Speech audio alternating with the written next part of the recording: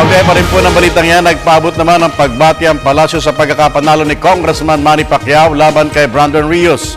Sa isang pahayag, sinabi ni PCO Secretary Herminio Coloma Jr. na ipinakita ni Pacquiao ang tapang, husay at pagpupunyagi na nagbunsod sa kanya na magsilbing inspirasyon at huwaran sa lahat ng Pilipino sa advance sa mundo. Dagdag na kalihim, muli niyang pinagbuklod ang puso at isipan ng mga Pilipino na naharap ngayon sa matinding pagsubok dala ng sunod-sunod na kalamidad na sumapit sa Pilipinas. Sinabi pa ng kalihim na sa gitna ng matinding laban, lubos na nasusukat at nakikilala ang tatag ng pagkatao ng Pilipino. Tulad na niya ni Manny, magiting na haharapin at pagtatagumpayan ng mga Pilipino ang hamon at suliranin na ngayon binabalikat.